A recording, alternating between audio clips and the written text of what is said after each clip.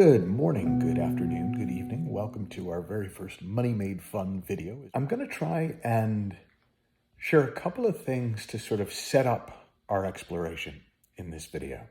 And then one thing specifically that I'd love you to think about. And the first thing is that a more accurate name for this program would be Money Not Made Not Fun.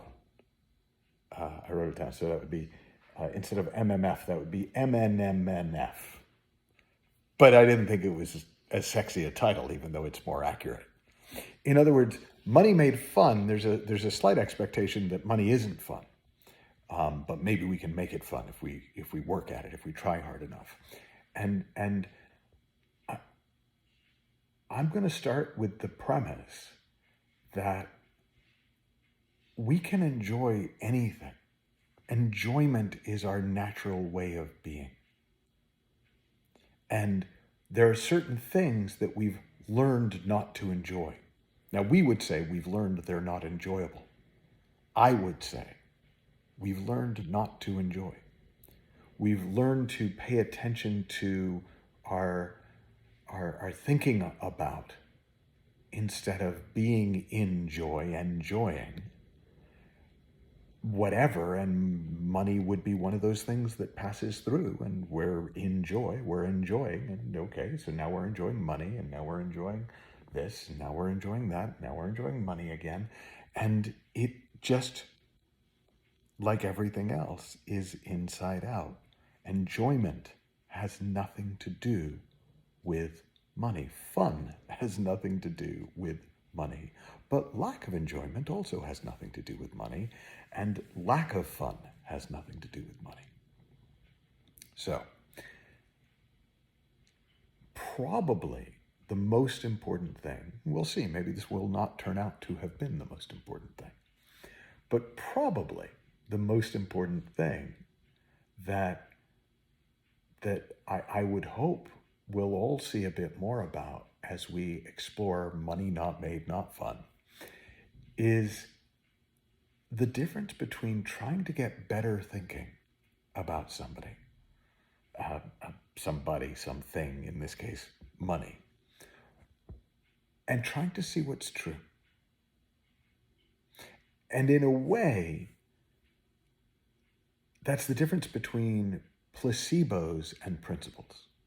So in other words, getting better thinking about money would be like a placebo. A placebo is, generally speaking, a sugar pill that's given out, and the patient is told this pill actually will cure your diabetes, or it will lower your blood pressure, or it will take care of your headaches. And because, certainly in the olden days, like 10 years ago, 20 years ago, people had a lot of faith in doctors. When the doctor would say, this will do this, people would go, oh, okay, great. And the placebo, the false but helpful belief, would help take care of the physical symptom. Now, a principle is something that's true whether you believe it or not. It's true whether you know about it or not. It's just true. It's just how it works, regardless of how we think.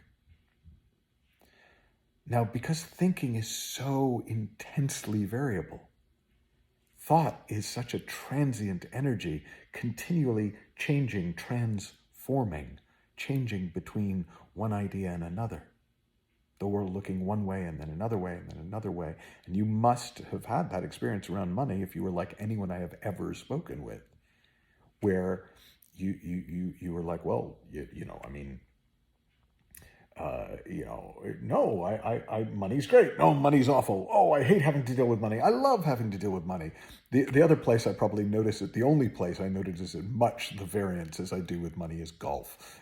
People hit a great shot and they go, I love golf. They hit a terrible shot. I hate golf. People have a good, something good works out for them financially. I love money. It works out badly with money. Oh, I hate money.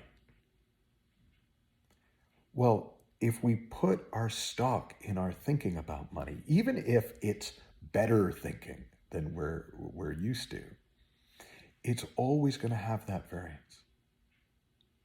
And if we want leverage, we first need solid ground. And solid ground is in that which does not change with our thinking.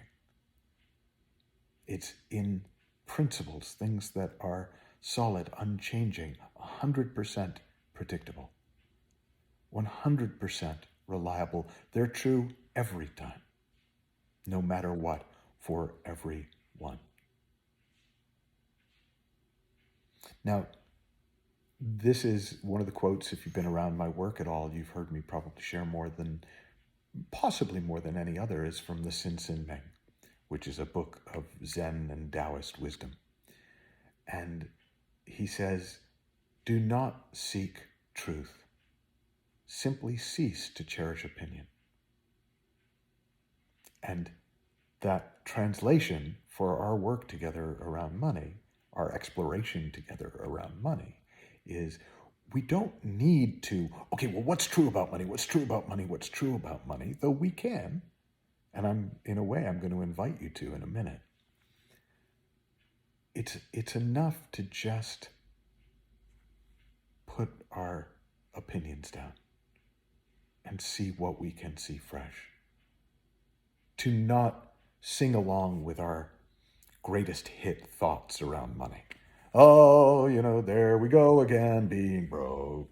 That probably would never be a greatest hit, particularly. I don't think the melody carries. It's difficult to hum. But we've all got our habitual money thoughts. And we've probably, if you've done any work on money, one of the first things you learned was affirm the positive opposite, right? Instead of thinking I lack, think in terms of what you do want. Instead of thinking this way, think that way. Instead of thinking scarcity, think abundance. And what I want to suggest for our time together is that we abandon the search for better thinking. Let's see what happens if we just let ourselves have less thinking about it, and we see what emerges. We see what becomes obvious to us when we're not busy trying to create a positive financial reality in our minds. And the last thing that I think will just be a helpful frame for our time together is, as best we can, at least early on, let's stay before the therefore. So I often break down these explorations into what's true before the therefore, and then what's after the therefore. So before the therefore is the stuff that's just true, like gravity is, people are, people think. That's just true before the therefore. We are aware. We have the capacity for awareness. That's just true. Doesn't mean anything till we make it mean something. As soon as we go, well, people have awareness, therefore we need to learn how to use our awareness to blah, blah, blah. Well, people think, therefore we need to find the best thinking that we can. I want to encourage you, particularly around money, to see what you can see about what's true before the therefore. But that's your homework, that's your prep.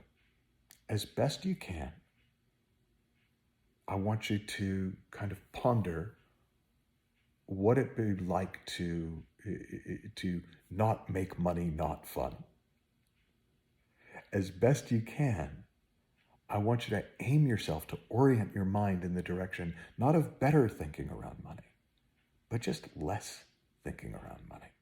What can you see true before the therefore around money? Impersonally true. Universally true. Have fun, learn heaps, happy exploring.